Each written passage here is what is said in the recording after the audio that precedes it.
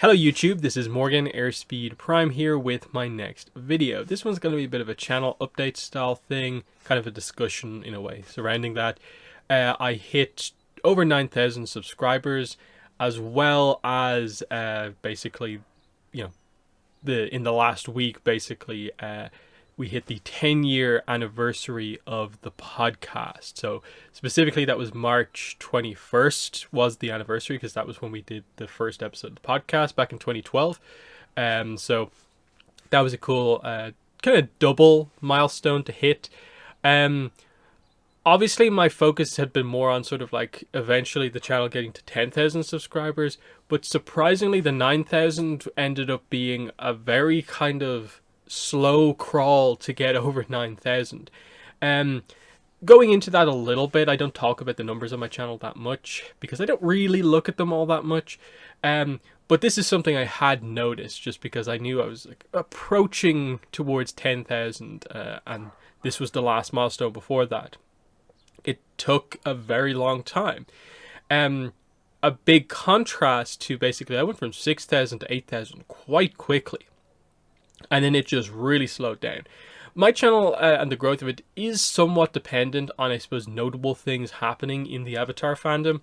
And if you followed my channel, you probably know how I feel about it, especially the last year and how it went, of just like slow year for comics, slow year for new announcements, nothing on Avatar Studios. And in general, I would say that just actually the mere existence of Avatar Studios has not really led to like an increase in subscribers on my channel. I haven't noticed anything really to do with that, to the point where I think a lot of people are probably not even aware Avatar Studios is even a thing. That's how much it's fallen to the wayside since the announcement last year. What did have a big impact on my channel, which got me from 6,000 to 8,000 quite quickly, was Avatar returning to Netflix. I had 6,000, I think just over 6,000 in May 2020 when it hit. 2 months after that, I had 7,000. 3 months after that, I had 8,000. So in 5 months, I gained 2,000 subscribers. So that was pretty huge, like increasing the amount of subscribers by that much in a short period of time.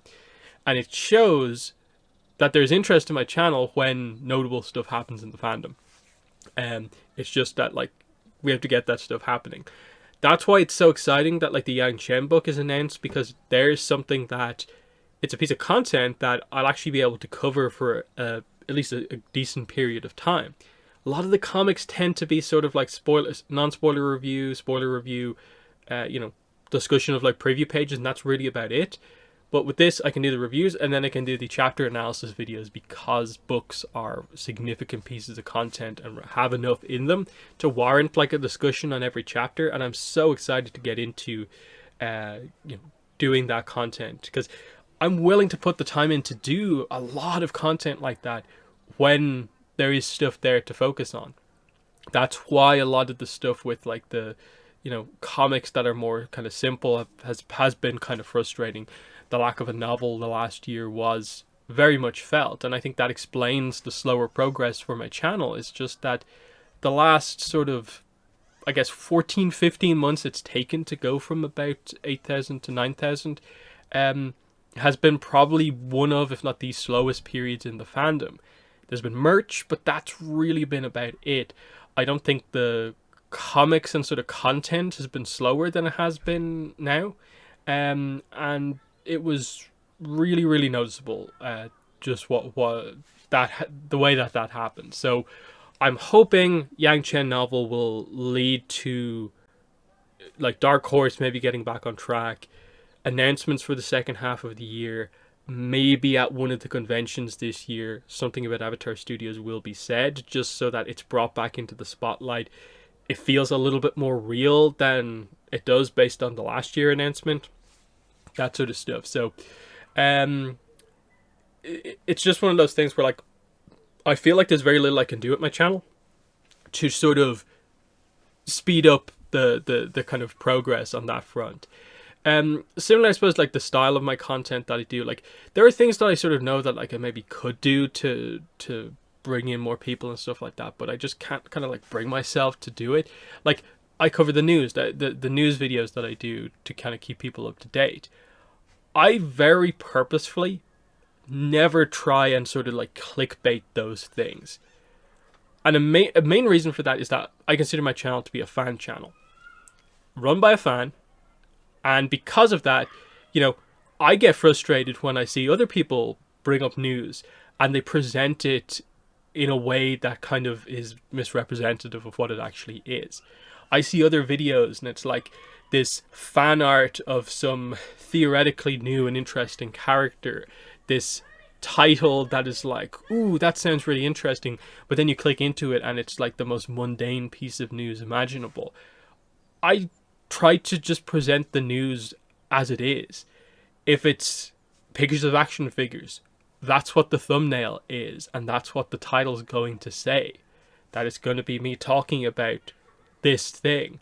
I'm not going to try and like tease you guys too much with the idea that like, ooh, it could be something more. It's a surprise when you click on the video. No, like, I'm just presenting the news. That's how I've sort of been the whole time on the site, covering the news for the site, on the podcast, on YouTube. Just, this is what the news is. That you don't have to worry that I'm going to mislead you with the news or just present you stuff that just is blatantly wrong. I don't really like doing that sort of stuff. Even if it means like there's maybe very little I can do sort of with a thumbnail to make it feel like more interesting because all the news is just sort of text based and there's nothing really to cover. I'd rather do that than even just like put in a random avatar picture that maybe suggests something kind of else is happening. That's just the way I've always presented news. I always wanted to present the news to be like actually like a trustworthy place to get the news from, even if it mainly means that, you know, those videos don't maybe get as much attention because they're, you know, very to the point and there's nothing sort of like ooh fancy about them. Same goes for a lot of my other stuff. It's just like, you know, if I'm doing a discussion topic on this or that, I'm doing it that way.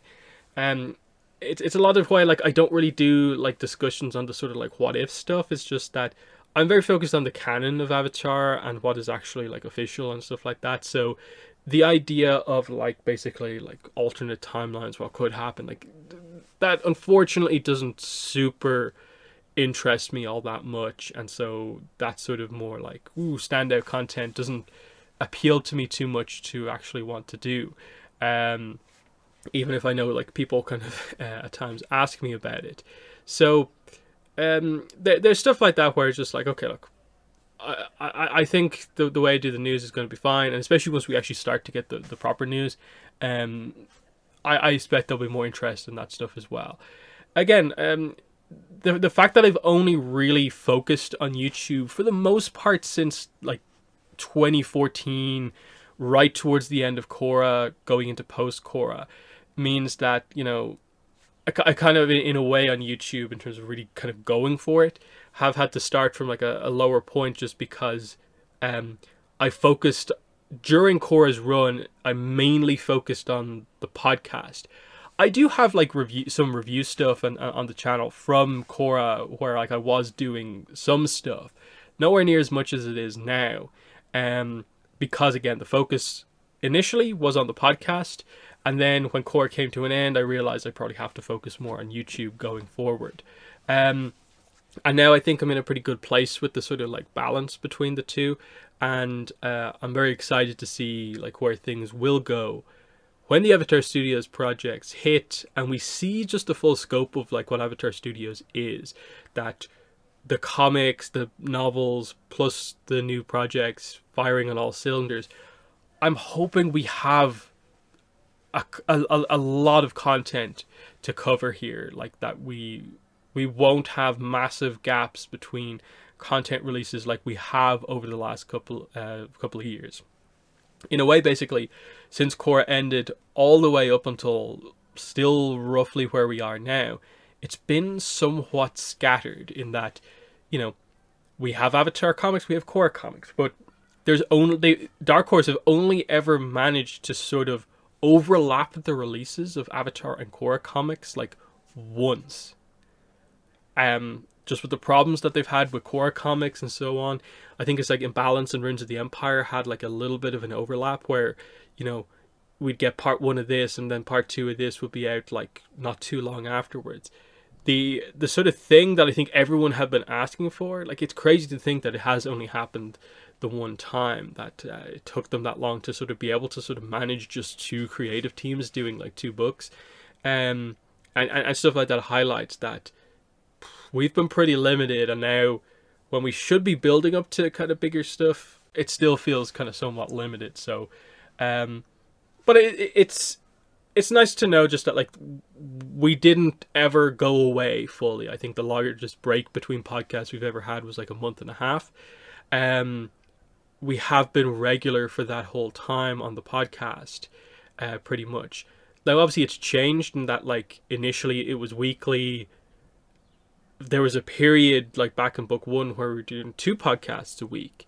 At certain points, it became sort of bi-weekly, but then it went back to being weekly when Cora kind of picked up again.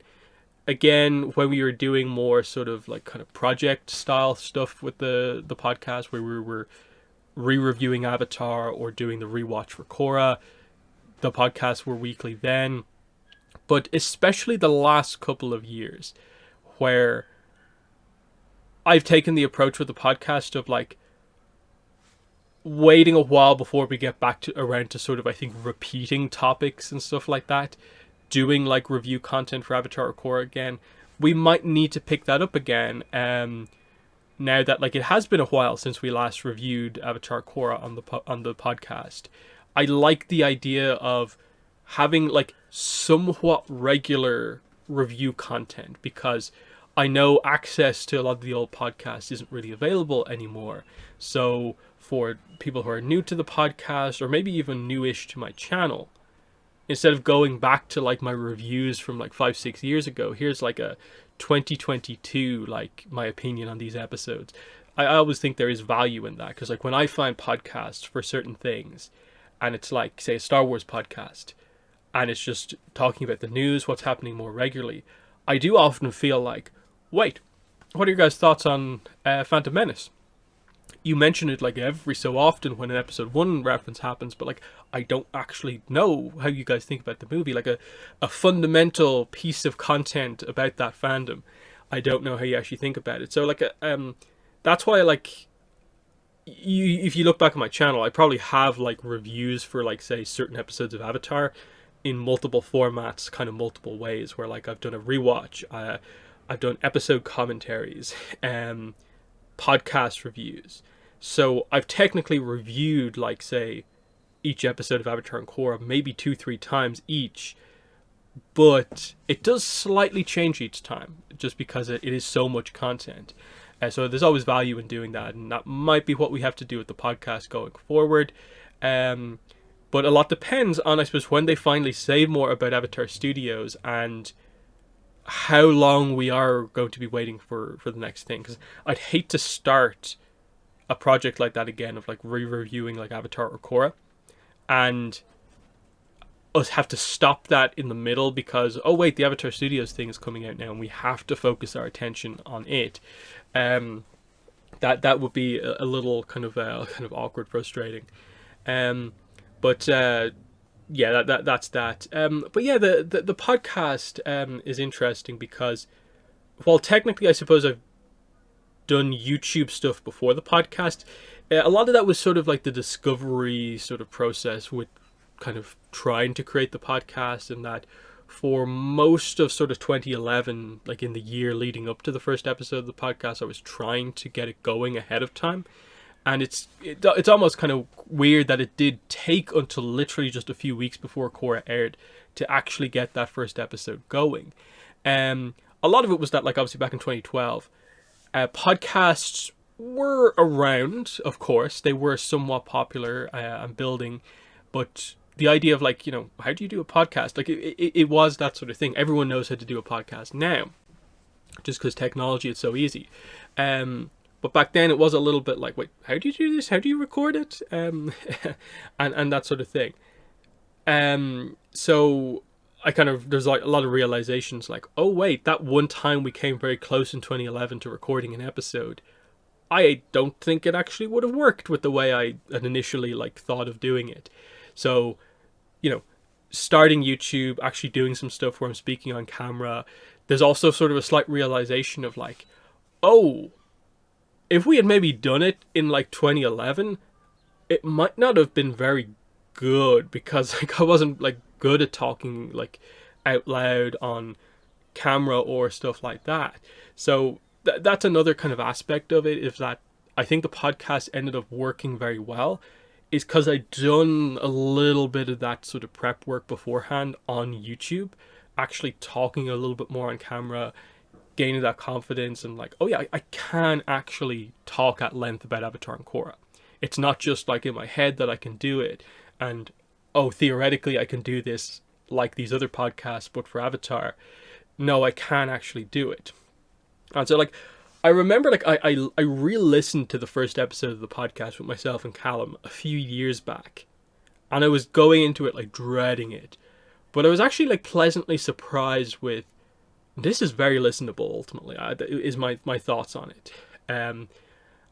In that like, I can acknowledge that like I'm better at sort of communicating, speaking now than I was back then, but I still think with what that podcast was, like covering that info back at that time, I still think it was a good job for a first time recording a podcast, and that we didn't do like an episode 0 or like test recording. So like that episode 1 was literally just it, like preparation for that. That was it. One attempt at the recording. That was the way it worked. So that was good. And just in terms of like just life in general, I would say like doing YouTube and the podcast has been sort of like important for me in that way, because it's always interesting for me when I see people sort of like give me sort of compliments in the comments about like, oh, you're actually like really good at speaking at length about this, like it's kind of impressive that you were able to do this like 30-minute review on this thing and it'd be very easy to listen to.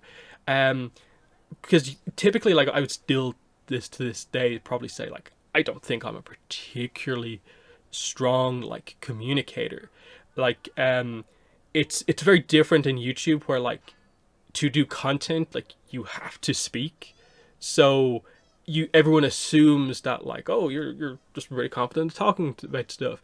But no, like I'm like a huge like introvert normally. Like I typically would probably be one of the quietest people in the room. If you kind of met me sort of in real life, it's just like when you have to host the show, of course you're going to talk a lot on the podcast. When I'm doing a video like this, of course I have to talk for like 20 minutes straight, because if I don't, the video isn't anything. That sort of thing. So I'm glad that like I was able to do that. Like I said, this sort of those initial videos helping the podcast be stronger when it started, and then the podcast helping the channel once I really committed to doing YouTube, like more after Korra, to the point where like, yeah, like I've no problem doing this sort of stuff. I think Greg on the podcast yesterday talked about how like initially he took like tons of notes for the episode. I've always sort of taken like half notes. I've never gone like super in depth on my notes for the most part. Just because like I never want to be in a situation where the podcast is literally just me reading out stuff I've typed out beforehand.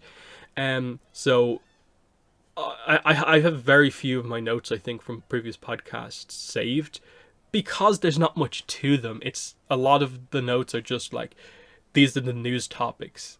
That's stuff where you do just have to read out the facts. But in terms of like notes for review type stuff, it's mainly just that like, talk about this scene, talk about this scene, talk about this scene, and that's it. Just talk about it, and because I can talk about it, it's fine.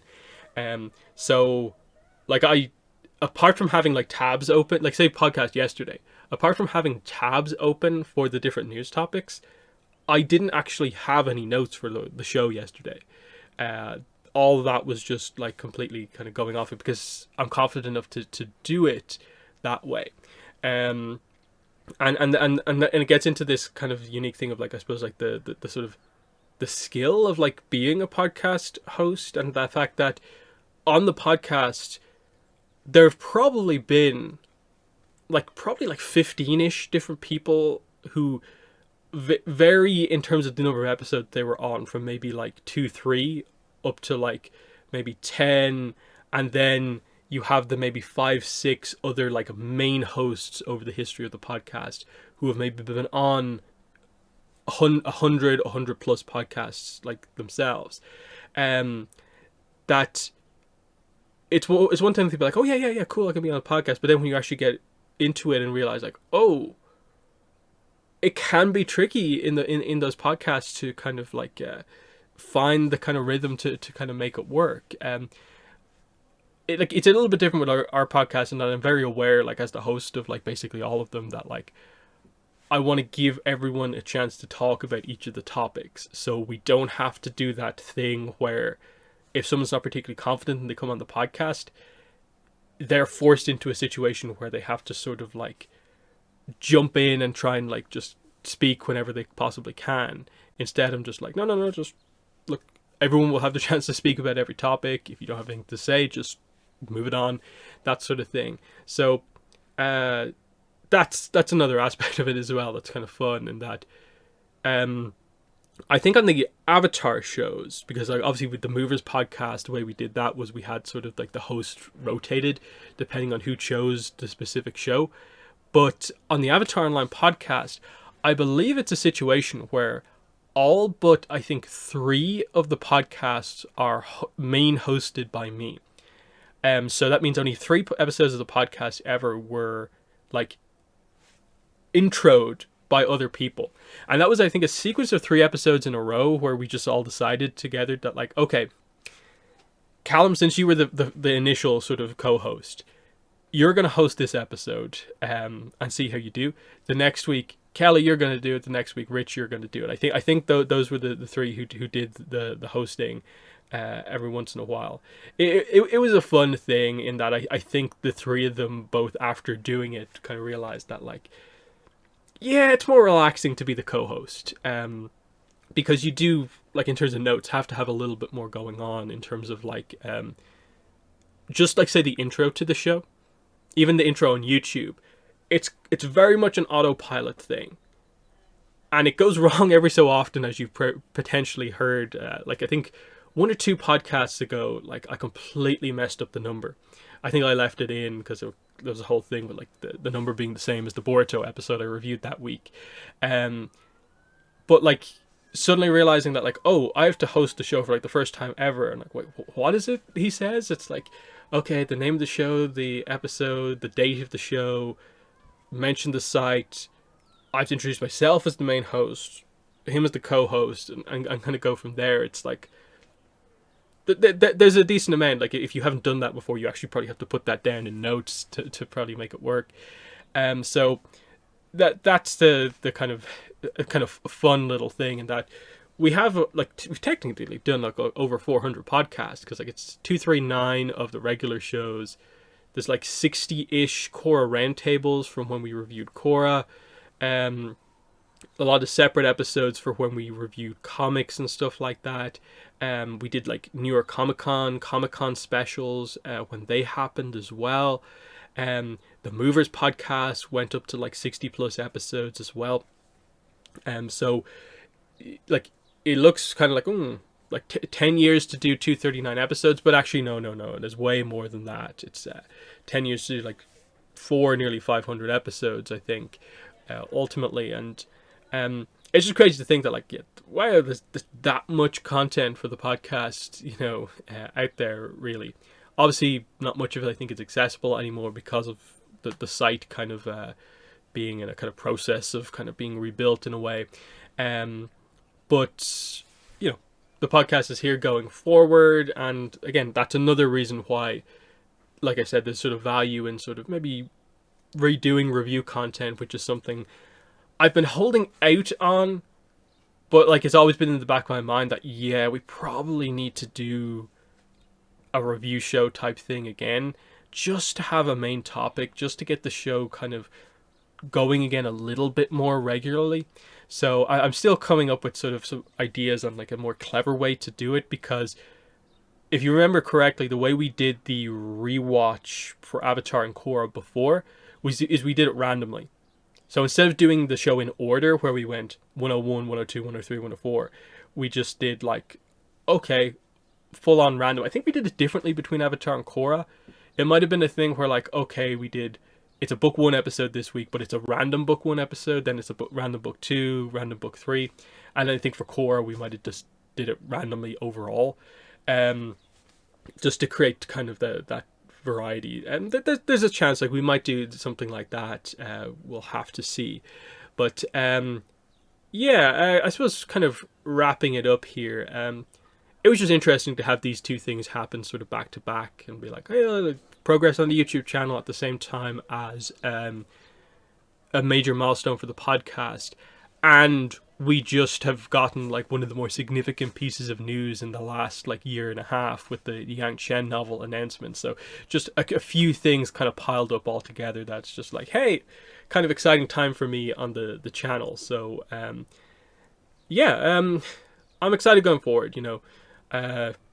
Always looking for the news to do in news videos, reviewing the new content when it comes out. I'm in a bit of a weird spot with regards to merchandise because there's so much Avatar merchandise. There is no way I can get it all. Not that I've ever wanted to get it all, but I'm at the point now where there's a lot of things that I'd maybe like to get one of that I can't really even kind of bring myself to be overly interested to just grab like one of these, one of them. I have to just be more selective with some of the kind of merchandise things that I'm interested in. And I think that's the case for most people of just like, look at all the stuff that's happening in Avatar. And I think my main frustration with that is probably just that it's all ATLA and most of it uses stock imagery and it's just Avatar imagery on like a generic product rather than being like truly unique. And none of the stuff is Korra. Korra anniversary is next year. Like that's a big thing. It's just that like the podcast anniversary is literally like a couple of weeks before the Korra anniversary, on April 14th. So that's going to be a pretty exciting one. I have one video like already done. It's already kind of uploaded, sort of unlisted on the channel that will be released on the anniversary. It's a cool thing. It's related to kind of YouTuber project. I won't go into it much more than that. And I'll probably also have just a more general Korra discussion video, sort of retrospective, like kind of thoughts on the series. 10 years celebrating it. It's cool to think that it has been that long for Korra, but it also highlights how big of a gap it's been between Korra and still no suggestion of when the new project is actually going to come out. But it is weird. In the anniversary year, there is nothing really Korra planned. And all the Patterns in Time comic keeps getting delayed. Not sure if anything is actually going to get announced. The only thing that I'd maybe held out hope for in terms of something big happening might have been the soundtrack. But that's just been up in the air. We have no idea where the progress is on the soundtrack or anything like that. I think with Korra, all we can really hope for is that some of the announced stuff maybe comes out right towards the end of the year. Like the pop-up parade Korra figure. Hopefully that gets like shown off properly like in the coming months for like pre-order for like an end of year release. But it might actually go into 2023. So there's little bits and pieces like that that are a bit frustrating to consider. But yeah, that's basically what I wanted to talk about here. So yeah, thanks to everyone who has subscribed to the channel. Thanks to everyone who's listened to the podcasts over the years. I suppose just as a fun thing, maybe in the comments, like let me know when you first like found my channel or like first listened to the podcast. That would be interesting to see, just like how many people are sort of have only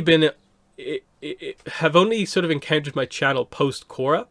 Or like post novels, and then how many people have actually been here from like the site era of like definitely let me know if you were a member of Avatar The Last Airbender online.com and you visited the site.